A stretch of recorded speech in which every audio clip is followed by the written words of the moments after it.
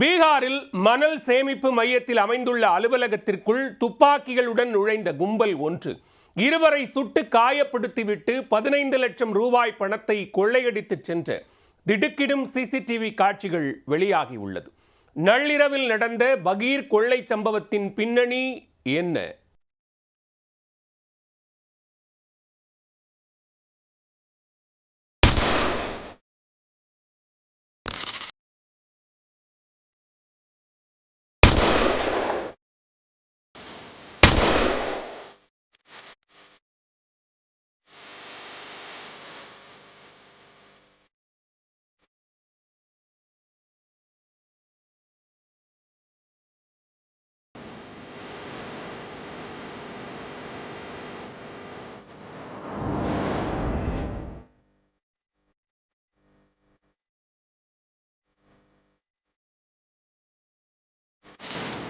மணல் சேமிப்பு மையத்தில் அமைந்துள்ள அலுவலகத்தில் ஊழியர்களை துப்பாக்கி முனையில் நிறுத்தி கொள்ளையடிக்கும் பகீர் சிசிடிவி காட்சிகள்தான் இவை.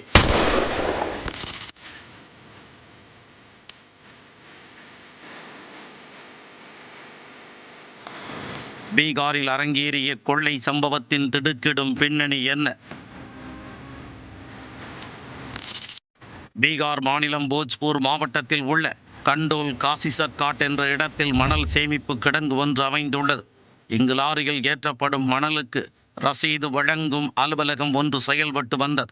சந்தேஷ் காவல் நிலைய எல்லைக்கு உட்பட்ட இந்த பகுதிக்குள் திங்கட்கிழமை இரவு துப்பாக்கி ஏந்திய கும்பல் ஒன்று முகத்தில் துணிகளை சுற்றி கொண்டு அதிரடியாக நுழைந்துள்ளது. நள்ளிரவு நேரம் என்பதால் அங்கு பணியில் இருந்து 2 ஊழியர்கள் அந்த கும்பலை தடுக்க முயன்றுள்ளனர்.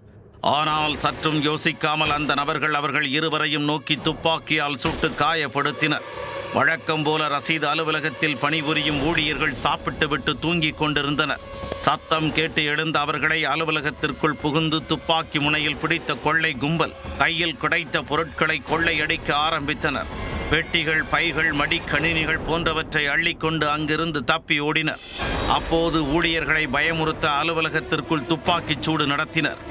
அங்கிருந்தவர்கள் உயிரை கையில் பிடித்துக் கொண்டு அச்சத்தில் உறைந்து போயினர். பீகாரில் ஜூன் 15 முதல் அக்டோபர் 15 வரை சோன் நதியில் மணல் அள்ள தடை விதிக்கப்பட்டுள்ளது. இந்நிலையில் தற்பொழுது மணல் சேமிப்பு மையங்கள் செயல்பட்டு வருகின்றன. அதை அறிந்த கொள்ளையர்கள் அங்கு பணம் இருக்கும் என்பதை தெரிந்து கொள்ளையை அரங்கேற்றி உள்ளனர்.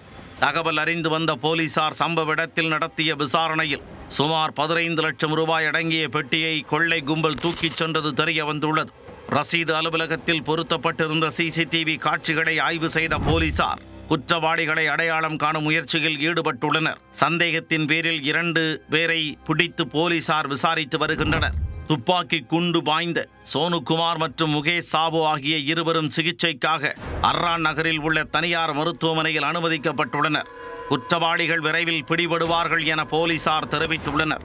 நள்ளிரவில் துப்பாக்கி முனையில் நடந்த இந்த கொள்ளை சம்பவம் அப்பகுதியில் பெரும் பதற்றத்தை ஏற்படுத்தியுள்ளது.